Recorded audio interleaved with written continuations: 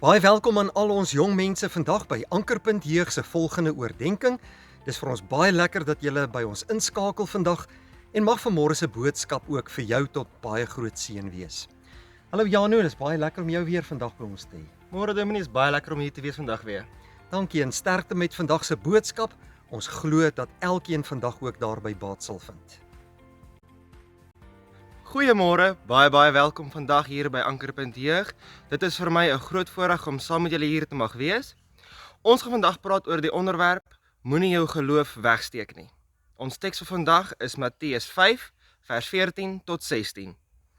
Julle is die lig van die wêreld. 'n Stad wat bo op 'n berg lê, kan nie weggesteek word nie. En 'n mens steek ook nie 'n lamp op en sit dit onder die maatemmer nie, maar op die staander. En dit skyn vir almal wat in die huis is. Laat julle lig so skyn voor die mense, dat hulle julle goeie werke kan sien en julle Vader wat in die hemele is, verheerlik. In 'n donker wêreld waar mense geluk en vrede najag, moet ons lig altyd vir Jesus skyn. Hierdie woorde wat ons nou gelees het in Matteus 5 is deel van die bergpredikasie wat Jesus self gepreek het en die woorde is sy eie woorde, niemand anders nie. Ons gaan vandag stil staan by 3 punte. Jesus roep jou om anders te wees, jou lewe is 'n getuienis en skyn jou lig vir God se eer. Ons eerste punt uit die teks is, Jesus roep jou om anders te wees. Ons lees in vers 16, laat julle lig skyn voor die mense. Hierdie is Jesus se eie woorde wat hy aan sy kinders gesê het. Ons moet skyn in 'n donker wêreld. Ons moet skyn vir Jesus. Ons moet leef vir hom in daad ook. Ons lees dit in Galasiërs 5 vers 22 van die vrugte van die Gees.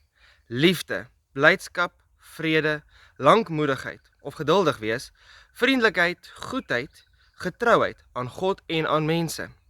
Sagmoedigheid, mense kan bystaan in liefde en ook nie vinnig kwaad word nie. Selfbeheersing, jy moet jouself kan beheer. Goed moenie jou beheer nie, maar jy moet jouself kan beheer om matigheid voor oë te hou.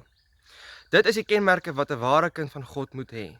Is hier wat ons nou gelees het, om in daad en in woord te skyn vir Jesus.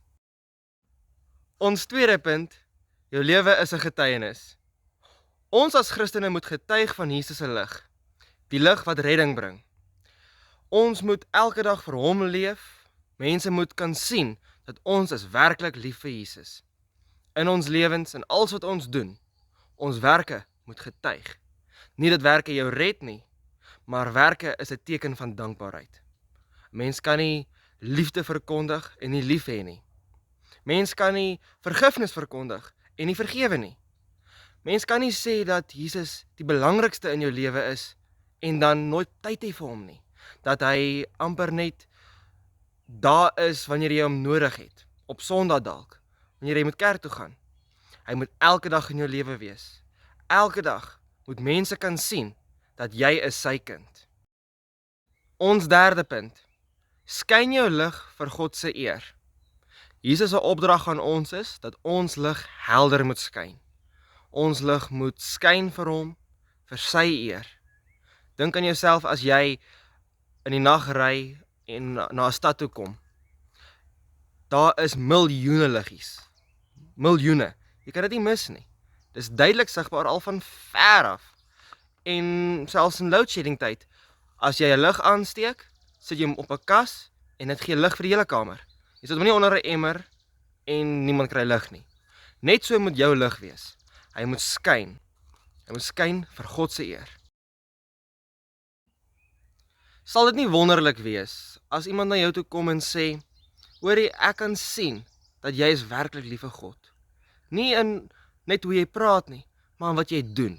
Jy het mense lief, jy vergewe. God is vir jou belangrik. Sal dit nie wonderlik wees nie. Dit is 'n voorreg om te kan sê dat jy 'n kind van God is. En ons moet dit onthou. Daarom moet ons lig altyd skyn vir Jesus. Duidelik, sigbaar en onmisbaar, soos 'n stad op 'n berg. Kom ons bid saam. Liewe Here, baie dankie dat ons vandag u wonderlike woord kon lees. Dankie vir al u liefde in ons lewens. Help ons asseblief om elke dag te skyn vir u en vir U eer alleen. Amen.